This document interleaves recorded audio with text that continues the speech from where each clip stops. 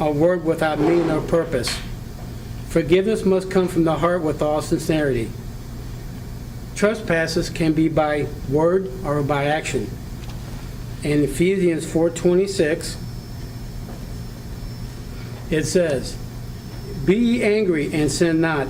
Let not the sun go down upon your wrath." Here God is telling us not to go to bed in anger or with hatred in our hearts, whether it be our spouse, friend, or siblings. Anger and hate are tools that Satan uses to destroy our families and our friendships. Then I go to Luke 6:27 to 28.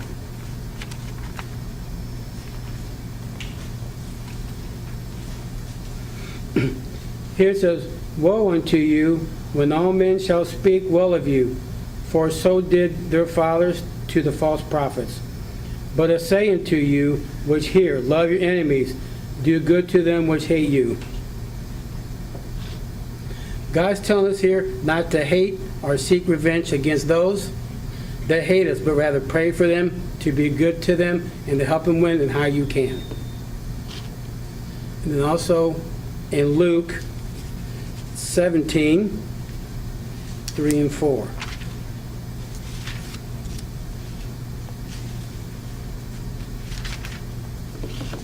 Give me a second to get here.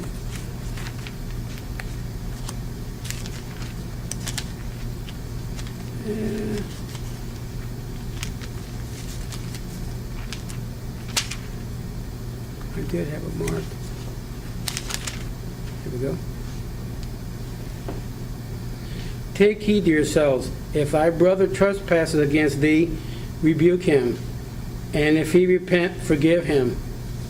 And if he trespasses against thee 7 times in a day, and 7 times in a day turn again to thee, saying, I repent, thou forgive him." Jesus tells us here to warn our brothers of his trespasses against us, and if he repents, we're to forgive him.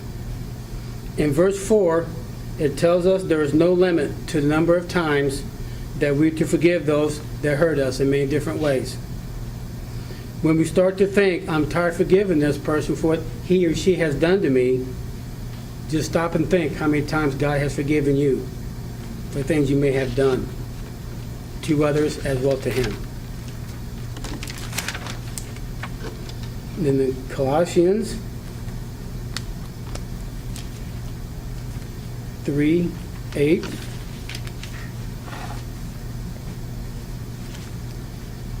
"By now ye also put off all these, anger, wrath, malice, blasphemy, filthy communication out of your mouth." Here Jesus is telling us not to speak in anger or with a violent tone, nor of untruth or of filthy words of or towards others, but to think good of those that have harmed us or hurt us in many different ways. Forgiveness is very important in our lives. It's something we really need to show forgiveness and love toward others. And then with this, I would like to close with Ephesians 4:31 through 32. Let all bitterness and wrath and anger and clamor and evil speaking be put away from you with all malice. And be kind one to another, tenderhearted, forgiving one another, even as God for Christ's sake has forgiven you. I really feel this is something important in our lives, is to be able to forgive people. It may not be able to forget, but forgiveness is very, very important. Thank you.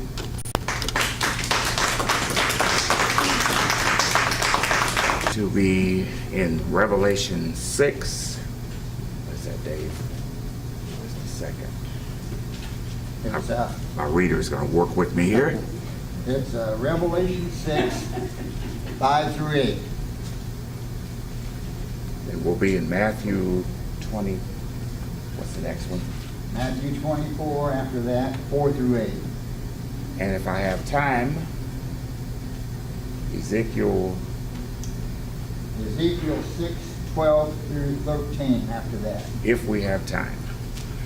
Okay, excuse me, I covered briefly the first two of the four horsemen. We're down to number 3 and number 4.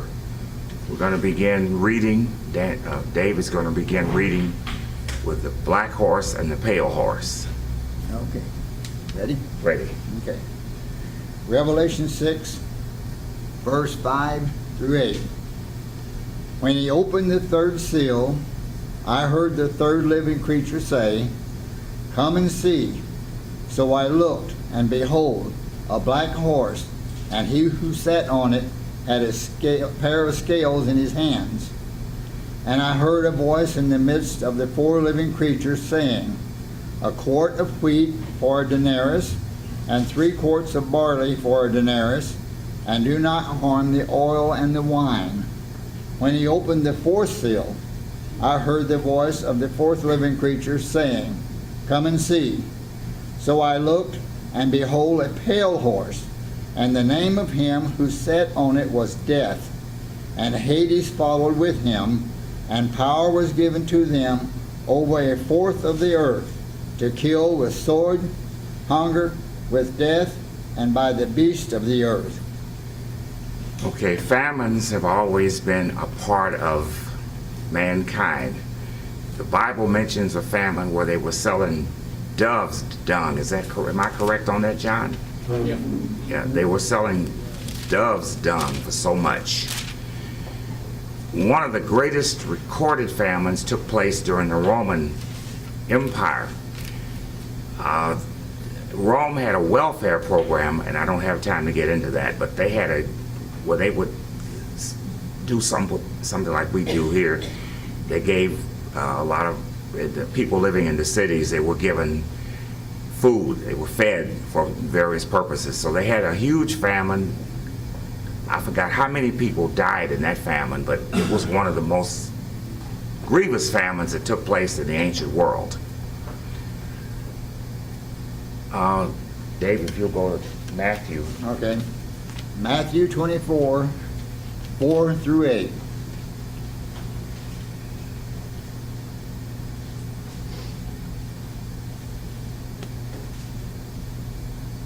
And Jesus answered and said to them, "Take heed that no one deceives you. For many will come in my name, saying, I am the Christ, and will deceive many. And you will hear of wars and rumors of wars. See that you are not troubled, for all these things must come to pass. But the end is not yet. For a nation will rise against nation, and kingdom against kingdom, and there will be famines, pestilence, and earthquakes in various places. All these are the beginnings of sorrows." Okay, Jesus gave us basically what the 6th chapter of Revelation means. If we deal with this on a practical level, we can take the modern times. There were famines.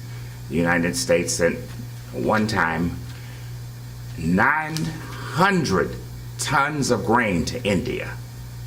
This was in the 60s when I was in school.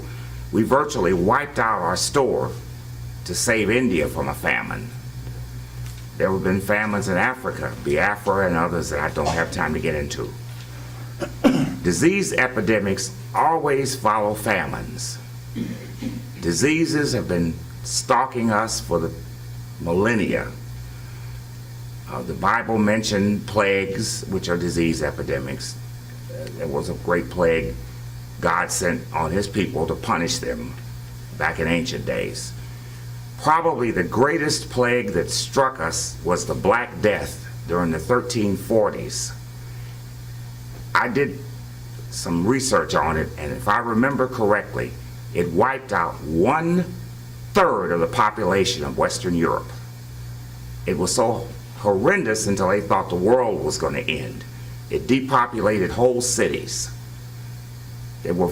Towns and cities were virtually empty. It burned itself out in 5 years. When you get down to the influenza epidemic of 1918, it killed I don't know how many millions of people including the United States and Europe. I don't have the numbers up here to give you, but it was a horrendous plague. Now, as we know, God uses famines and plagues to punish our people. One of the things that we have done, we have turned our backs on Him. We continually follow the false Christ. And so God has an answer for this. And if you go to Ezekiel. Okay. Ezekiel 6, 12 and 13.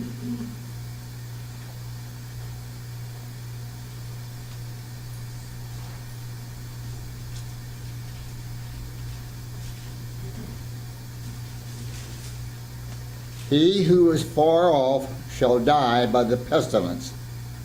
He who is near shall fall by the sword.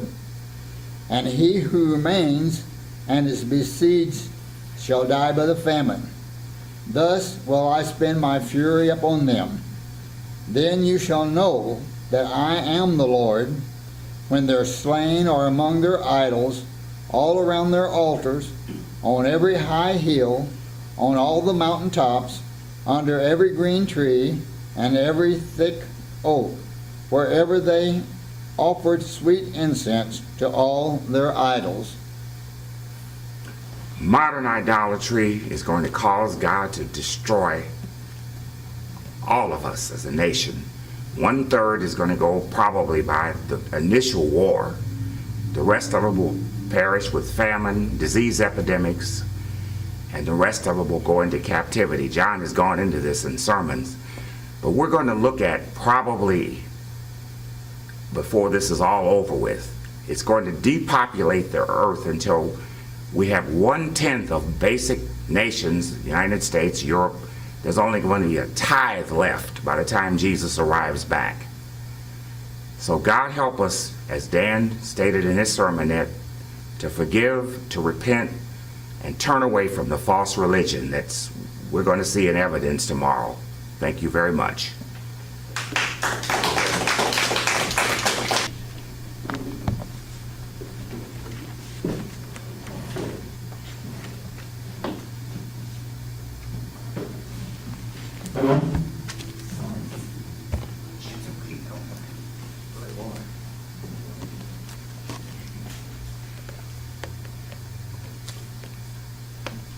Well, we're going to go from the famine and pestilence to miracles.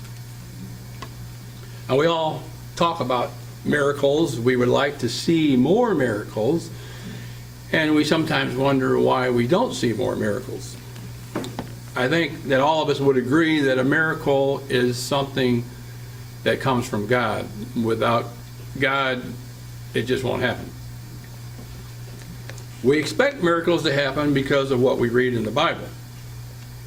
Most of the books of the Bible contain miracles.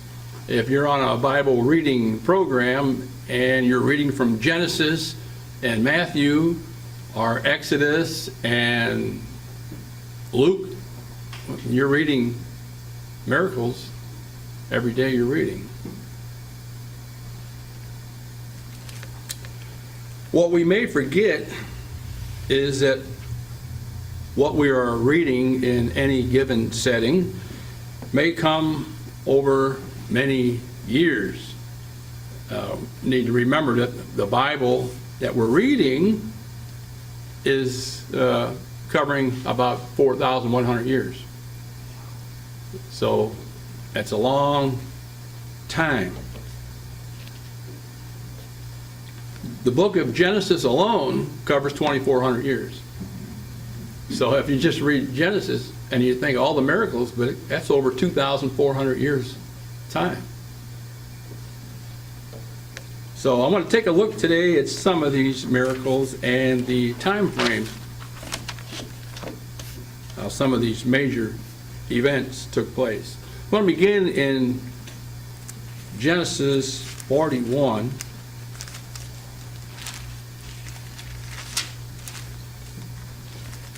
And verse 1, then it came to pass at the end of 2 full years that Pharaoh had a dream. If you remember the story, I don't want to go into all the details, but Joseph was sold into slavery, and then after being falsely accused was thrown into prison. And the baker and the butler each had a dream which he interpreted. And when they were both let out of prison, both of their dreams came true. And the butler forgot to say anything about it. The butler went back to his job and the baker was hanged. So after 2 years, Pharaoh has the dream, and then the butler remembers, I forgot. We got this guy in the dungeon, Joseph. And in verse 12, he says, "Now there was a young Hebrew man with us there, a servant of the captain of the guard, and we told him, and he interpreted our dreams for us. To each man he interpreted according to his own dream." So then Pharaoh got Joseph and told him the dream. In verse 16, Joseph answered Pharaoh, saying, "It is not in me. God will give Pharaoh an answer of peace." So he told him the dream, and he interpreted the dream for him and told him what it was all about. Going to be 7 years of plenty, followed by 7 years of famine.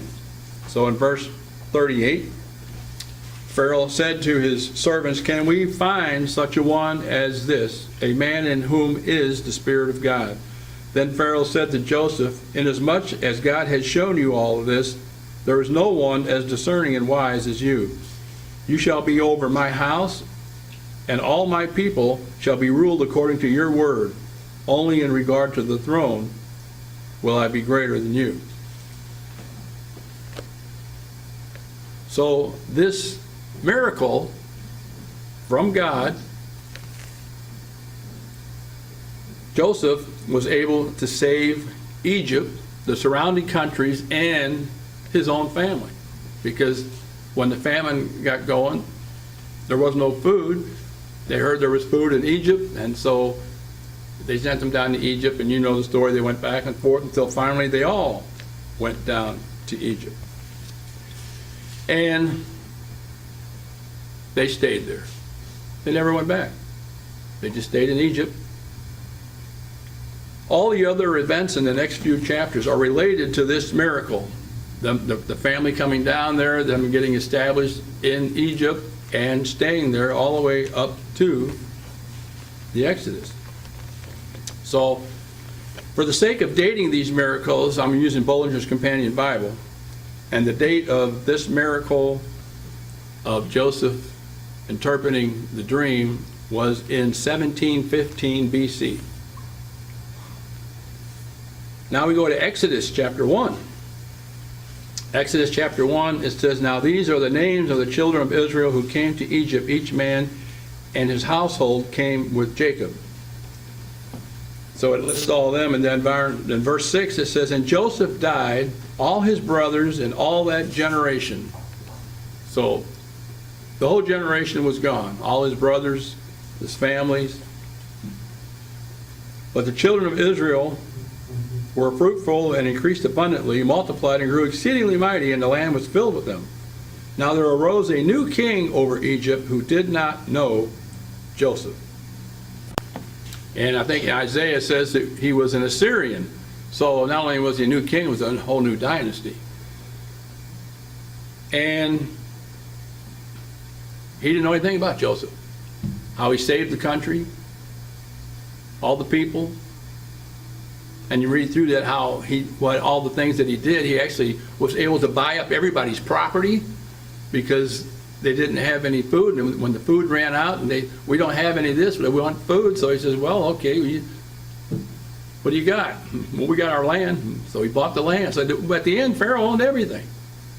And somehow they just forgot. At verse 15, the king of Egypt spoke to the Hebrew midwives, of whom the name of one was Shiphrah and the other was Puah. And he said, "When you do the duties of a midwife for the Hebrew women, and you see them on the birth stools, if it is a son, you shall kill him. If it's a daughter, then she shall be saved." Well, you know the story. They said, "Well, they're too quick. They give birth before we get there." Well, Verse 22, Pharaoh commanded all his people, saying, every son who is born you shall cast into the river, and every daughter you shall save alive.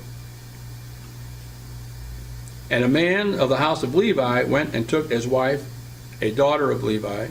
So the woman conceived and bore a son. And when she saw that he was a beautiful child, she hid him 3 months. And again, you know the story. This is the birth of Moses in 1571 BC, 144 years since Joseph had the dream. And that's not to say that there weren't some miracles that happened to individuals here and there. But we're talking about, you know, the big miracles. And the big ones that we read about are sometimes few and far in between. Consider how we would feel if the last major national miracle that we had was in 1874. That's the time frame that we're talking.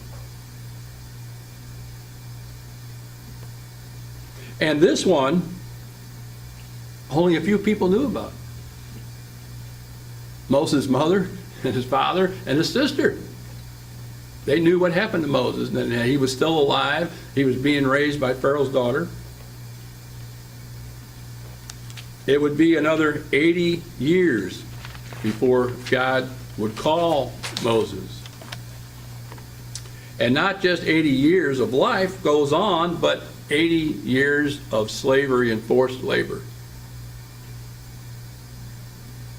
before the next major national miracle. In chapter 3, then, we have the miracle of the burning bush and God introducing himself to Moses and calling Moses and telling him what he's going to be doing.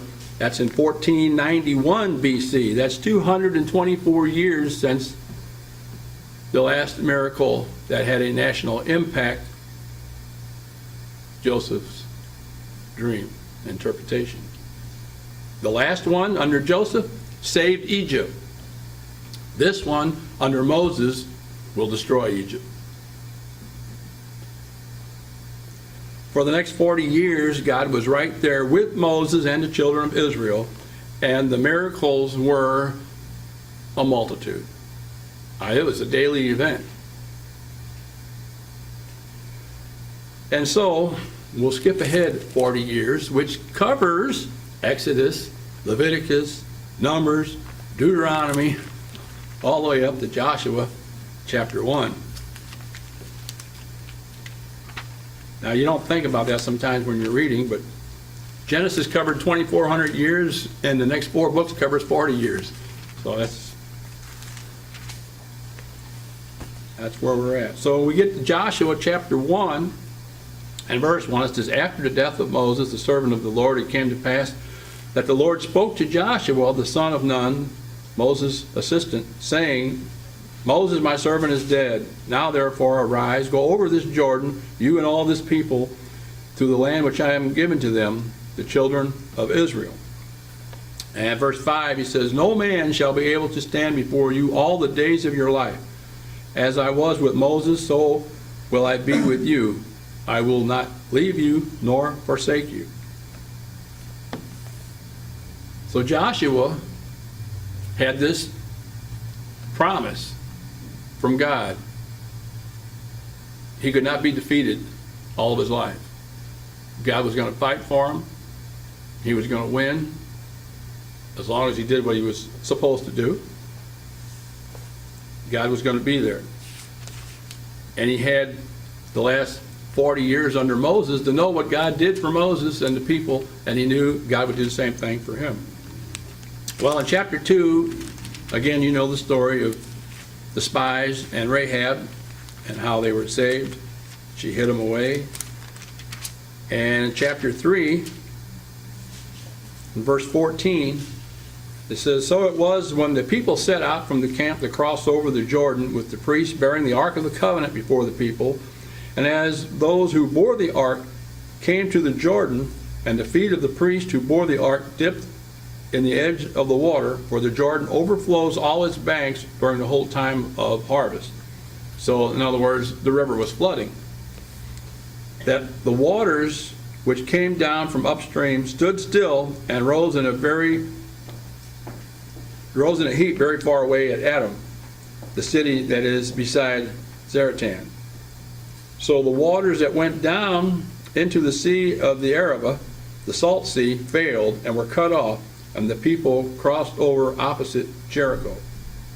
Then the priest who bore the ark of the covenant of the Lord stood firm on dry ground in the midst of the Jordan, and all Israel crossed over on dry ground until all the people had crossed completely over the Jordan. How long did that take? The priest, whether there was 4 or 6, I'm assuming there was 4, holding the Ark of the Covenant, standing on dry ground in the middle of the river, while 1 million people crossed the river. I mean, not only was it a miracle that he held the waters back, just like he did the Red Sea for them to go across, but they had to be able to stand there and hold it that whole time.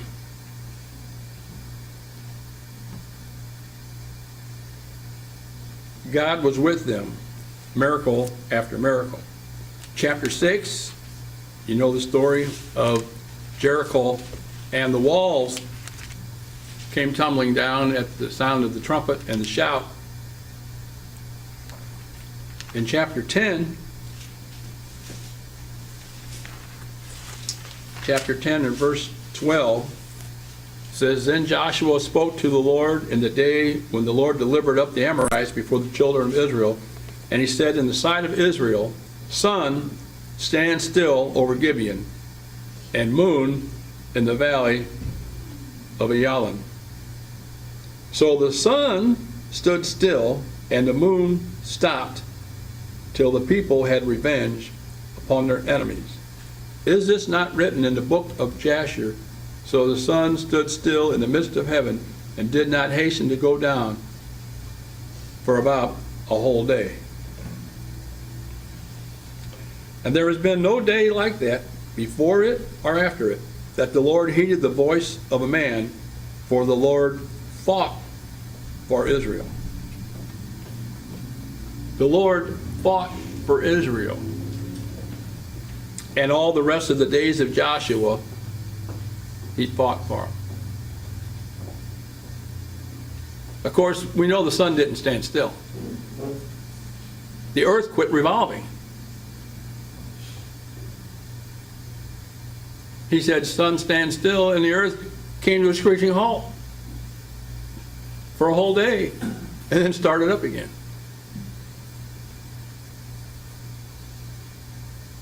Now, who could do that? Only God. A miracle, because Joshua wanted to make a point, and God said he would back him up all the way. So all the rest of the days of Joshua, God was there and fought for them. Taking us to Judges chapter 2.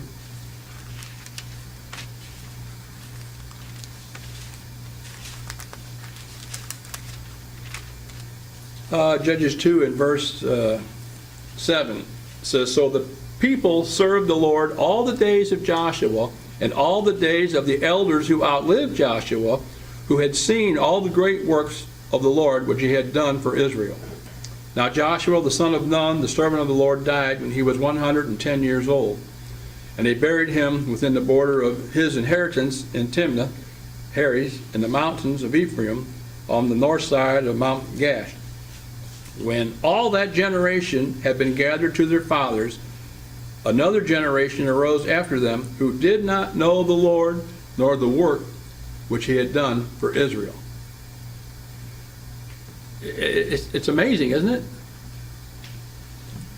History completely forgotten. Just like the new king came up in Egypt and had no idea what took place. Here's a generation that comes up after Joshua, They don't know anything about it. How'd we get here? I guess we've always been here. What are we doing? Where are we going? Then the children of Israel did evil in the sight of the Lord and served the Baals. And they forsook the Lord God of their fathers who had brought them out of the land of Egypt, and they followed other gods from among the gods of the people who were all around them, and they bowed down to them, and they provoked the Lord to anger. They forsook the Lord and served Baal and the Ashtaroth. And the anger of the Lord was hot against Israel, so he delivered them into the hands of the plunderers who despoiled them, and he sold them into the hands of the enemies all around, so that they could no longer stand before their enemies.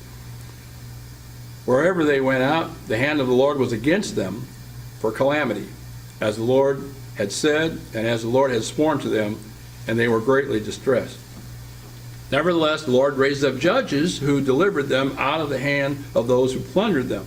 Yet they would not listen to their judges, but they played the harlot with other gods and bowed down to them. They quickly turned aside, turned from the way in which their fathers walked, and obeying the commandments of the Lord, they did not do so.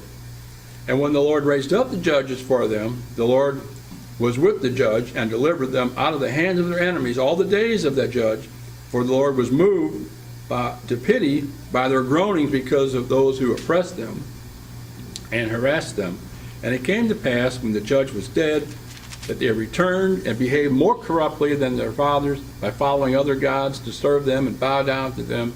They did not cease from their own doings, nor from their own stubborn way. Then the anger of the Lord was hot against Israel, and he said, because this nation has transgressed my covenant, which I commanded their fathers, and has not heeded my voice, I also will no longer drive out before them any of the nations which Joshua left when he died, so that through them I may test Israel, whether they will keep my ways of the Lord, to walk in them as their fathers kept them or not. Therefore the Lord left those nations without driving them out immediately, nor did he deliver them into the hand of Joshua. So he left all those nations there that were left. He names them, I think there's 5, but he left them there just to test them. Over and over and over again, each judge would come up. They would cry out, he'd give them a judge, they would win, they'd have peace for so many years, the judge would die, and they'd go right back to what they were doing. It's like one generation didn't bother to tell the other generation what was going on and what had happened, like there was no history. Well, in chapter 6, we come to Gideon, and you know the story of Gideon, which is 1219 BC, 215 years since Joshua died. During that time, there was Othniel, Ehud, and Deborah, separated by about 60 years or so. The judge he'd raise up a judge, and they would defeat their enemies. They would rule for 30 or 40 years, and then they go right back to it, and God would punish them for 20 years, and then they'd start crying out, and it repeated over and over again. After Gideon, several more of various reigns of 6 to 8 years. By the time we get to Judges 13, that brings us to Samson, which is about 100 years since Gideon. And about 100 years later, we come to David, around 990 BC. So after the death of Joshua and his generation and the elders that outlived him, the people went astray. And again, how do you forget so quickly? Either the parents weren't teaching the children didn't want to hear it, or the world around them was too appealing. Sound like today? Sounds like nothing's changed. The world we live in is way too appealing. People aren't beating down the doors to get in to hear what God has to say, to want to know, to want to understand, to want to obey. The church just keeps getting smaller. And the world more and more appealing. God punished them, and after years of trouble, they would cry out to God, and the miracles occurred when God intervened to help. But in some cases, they were a generation apart. So on the grand scale, as God dealt with the children of Israel as a nation over the course of over 400 years, from Joshua to David, the miracles were few and far in between. If you could make a comparison, it would be like each state in the United States was granted one miracle since the Pilgrims landed at Plymouth Rock.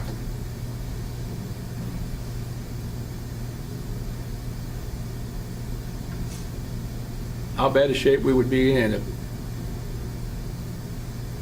if God did that on a personal basis. You get one miracle in your 80, 90 years, that's all you get. But that's the way the people were. They just wouldn't learn.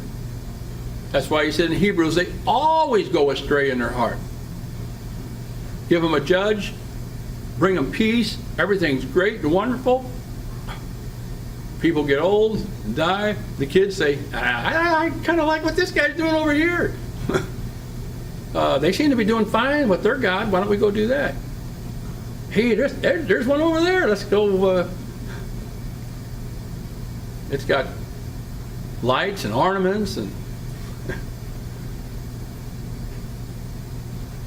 it's sad when you have the truth, you have the true God, and you want to check out everything else.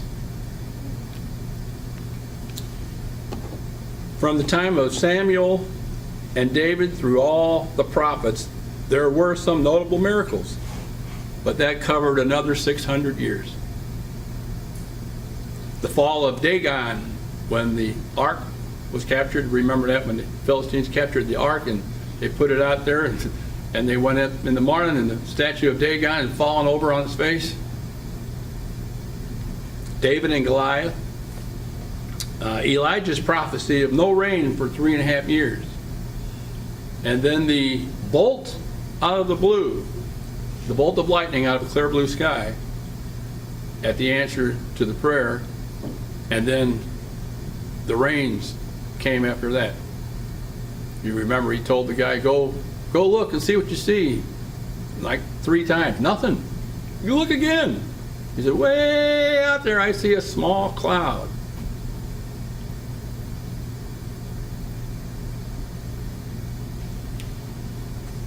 Elijah taken up into the sky by a chariot of fire. And before that, the raising of the widow's son, dividing the Jordan River, Elisha getting a double portion, dividing the Jordan again, raising the Shulamite's son, and then there's this, 2 Kings chapter 6. 2 Kings chapter 6 and verse 1. And the sons of the prophets said to Elisha, see now, the place where we dwell with you is too small for us. Please let us go to the Jordan, and let every man take a beam from there, and let us make there a place where we may dwell. So he answered, go. Then one said, please consent to go with your servants. And he answered, I will go. And he went with them, and when they came to the Jordan, they cut down trees. But as one was cutting down a tree, the iron axe head fell into the water. And he cried out and said, alas, master, for it was borrowed. So the man of God said, where did it fall? And he showed him the place. So he cut off the stick, threw it in there, and he made the iron float. Therefore he said, pick it up for yourself. So he reached out his hand and took it. Why would God care, or why would the prophet care about an axe head, an old piece of metal? Why bother? God looks at the heart. What may seem very insignificant to you or me may be very important for reasons we may not understand to someone else. You know, we don't have any idea what the customs were, what he had to give in order to borrow that. What do you have to promise if anything happened to it? One of his kids? You don't know what happened back then. But God knew the situation, and it sure bothered this guy. You know, God doesn't always get involved, but he does care. And with the right attitude, you might convince him to get involved. Amid the miracles for the masses, the ones that involve millions of people, like the Exodus, God preserves this minor miracle. And of course, I call it minor because it's one little thing that involved one person, to show us that he does care about us and the little things in our life.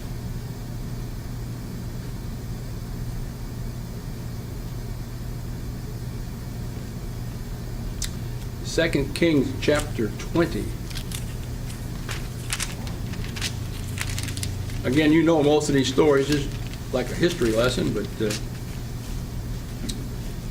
chapter 20 and verse 1.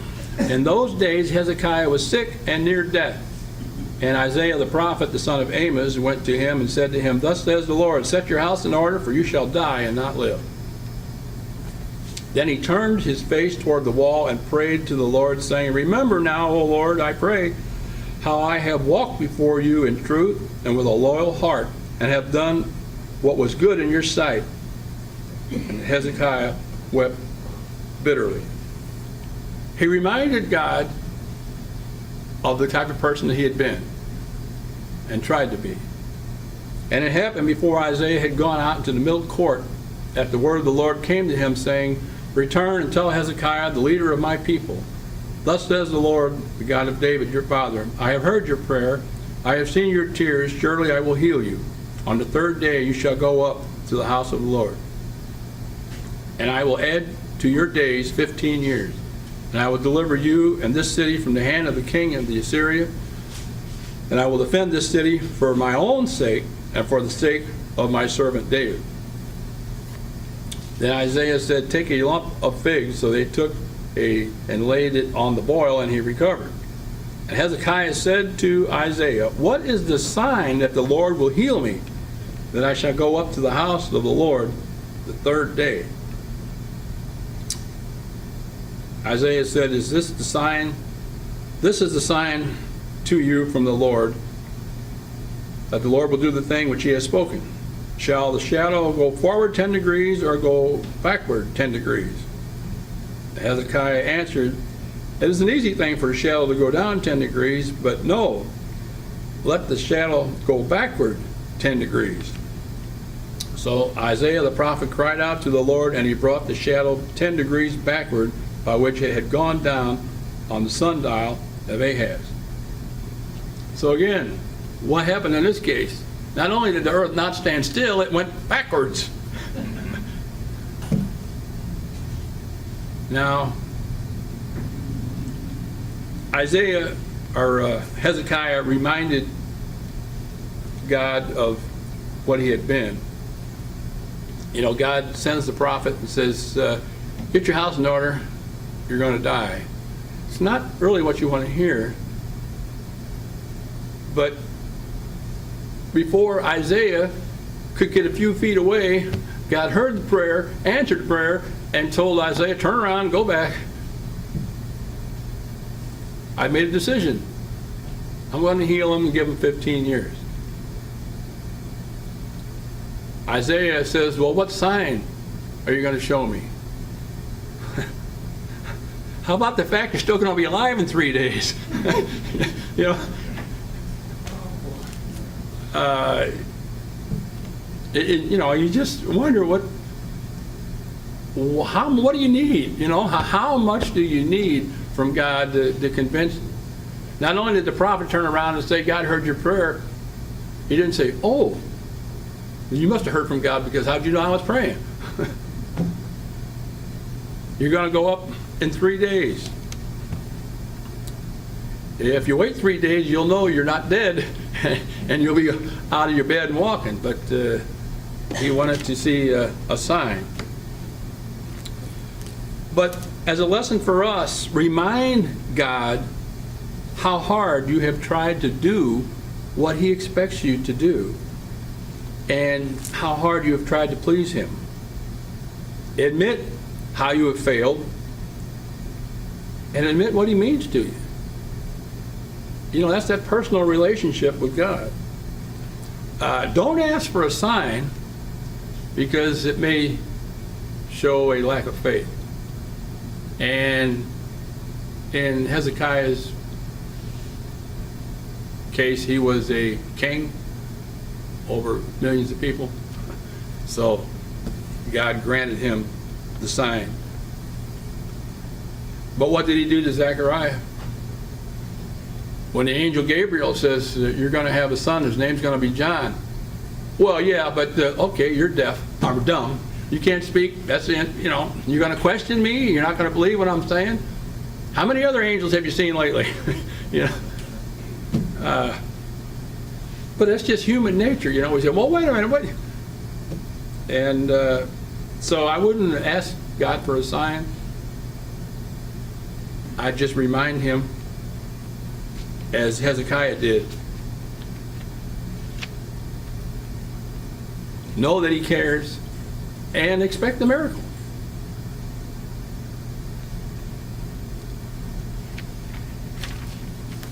You know, God told him 3 days. He didn't say immediately. You know, we read in the scriptures where Jesus healed people and it was immediate.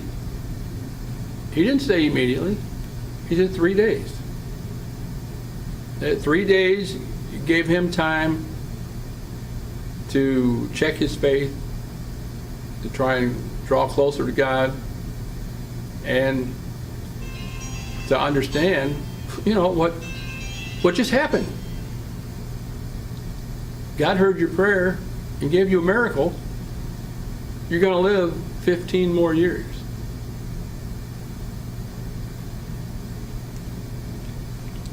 Well, you all know about Daniel and Jeremiah.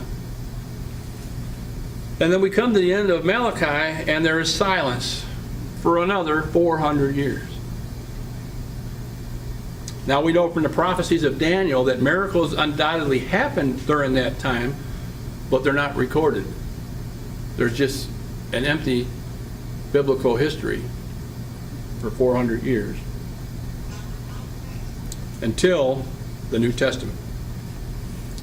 Miracles would begin recording again with the birth of John the Baptist and Jesus Christ.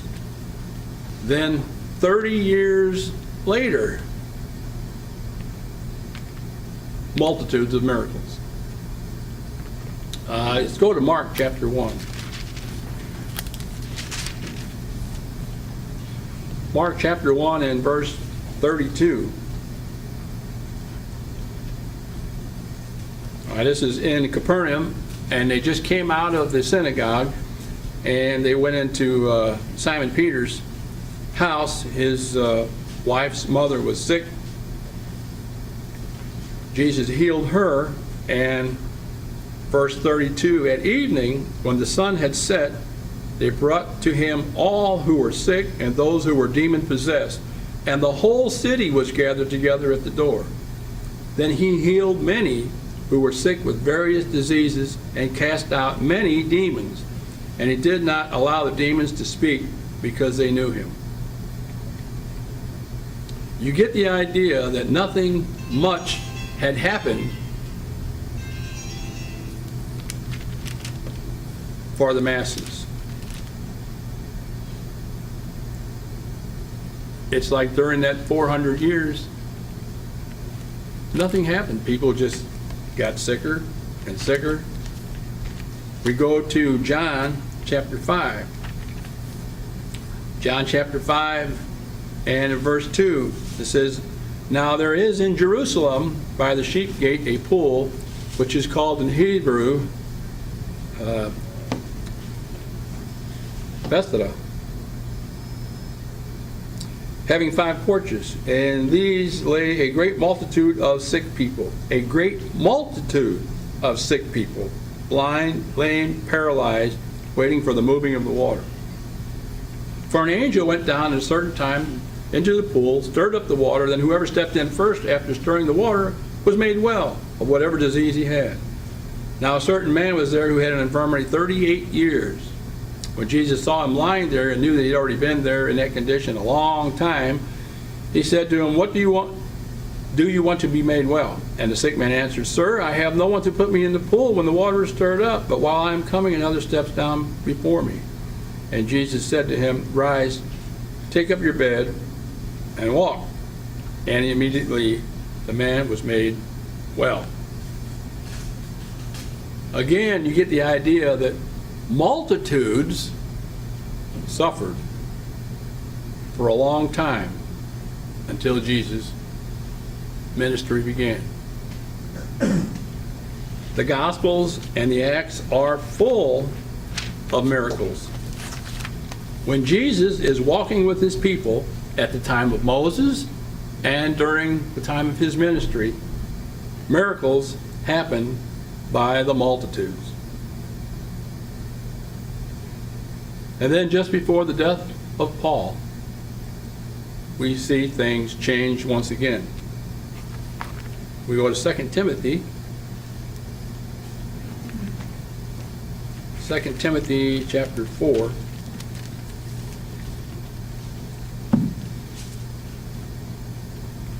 And verse 6, he says, "For I am already being poured out as a drink offering, and the time of my departure is at hand." So Paul is figuring he's not too far from death. "I have fought the good fight. I have finished the race. I have kept the faith. Finally, there is laid up for me the crown of righteousness, which the Lord, the righteous judge, will give to me on that day, and not to me only, but also to all those who have loved his appearing." In verse 11, he says, "Only Luke is with me." And in verse 20, "Erastus stayed in Corinth, but Trophimus I have left in Miletus sick." After all the miracles that God did through Paul, even the anointing cloths that he sent out, he leaves this man sick.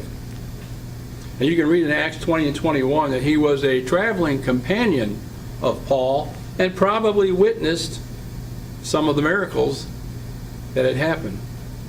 And yet he is left sick by Paul and Luke, the physician.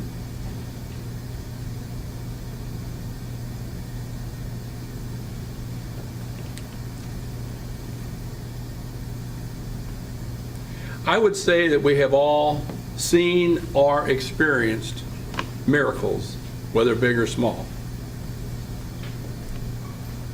You all have. To confirm, to produce faith in God, to encourage, to give you hope, to testify to or to glorify God, to reassure, to protect, to bless. You just got to look back through your life and think of all the times that God has intervened for you, on your behalf. I can go back to when I was a little kid, 4 years old, and start seeing where God had intervened. Had his angel prevent this or stop that? I often wish he'd provided a softer landing for me when I fell off the wall. Shattered my teeth and punctured my disc in my back. But I could have broke my neck. Yeah. But, you know, it was something softer than concrete would have been nice. But, you know, those things happen. The old saying, you have to learn somehow, so don't do that. But you can go back through your life and you can see, if you really think about it, where God has intervened, where things should have happened that didn't happen, could have happened. The major miracles for the masses are not happening now as in times past, but will once again when God gets involved in human affairs at the time of the tribulation and the day of the Lord. Some good, like for God's people, and some bad, like what happened to Egypt and will happen worldwide. All you have to do is look at the trumpet plagues and see what's going to happen worldwide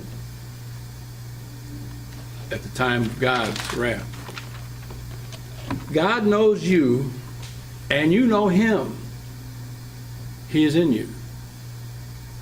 If we remain faithful, obedient, resisting the evil that's all around us, trying our best, striving to enter the straight and narrow gate, then we should expect God to intervene, to get involved in our lives, and we should expect miracles. Only remember to recognize them and be thankful.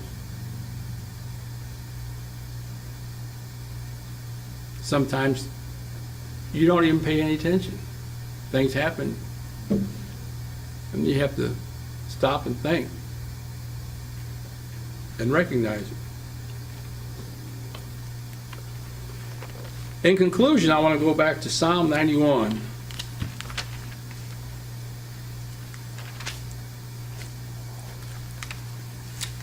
We think of this as a psalm yet for the future, and it is full of miracles.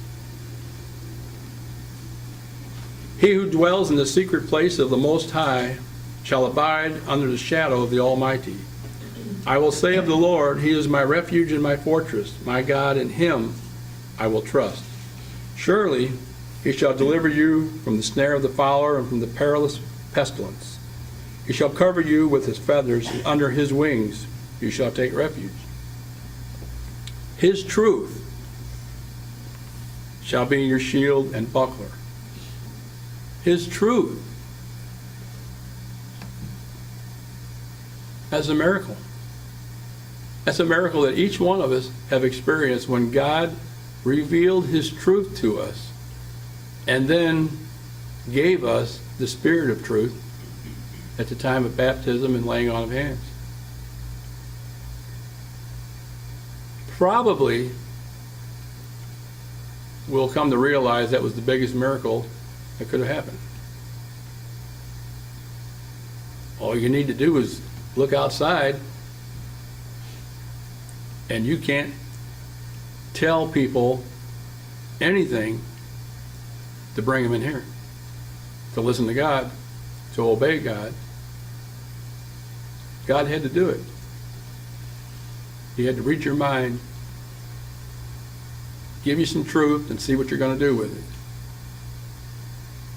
His truth will be your shield and buckler. You shall not be afraid of the terror by night, nor the arrow that flies by day, nor of the pestilence that walks in darkness, nor the destruction that lays waste at noonday. Sounds like a lot of bad things are going to happen. 1,000 may fall at your side and 10,000 at your right hand, but it shall not come near you. Only with your eyes shall you look and see the reward of the wicked. Because you have made the Lord, who is my refuge, even the Most High, your dwelling place, no evil shall befall you, nor shall any plague come near your dwelling. For he shall give his angels charge over you to keep you in all your ways. In their hands they shall bear you up, lest you dash your foot against a stone. You shall tread upon the lion and the cobra, the young lion and the serpent you shall trample underfoot. Because he has set his love upon me, therefore I will deliver him. I will set him on high, because he has known my name. He shall call upon me, and I will answer him. I will be with him in trouble. I will deliver him and honor him. And with long life I will satisfy him and show him my salvation. God is going to be with us. We have his promise of blessings, protection, promises of miracles.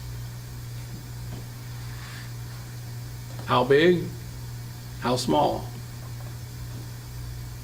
He'll decide what we need.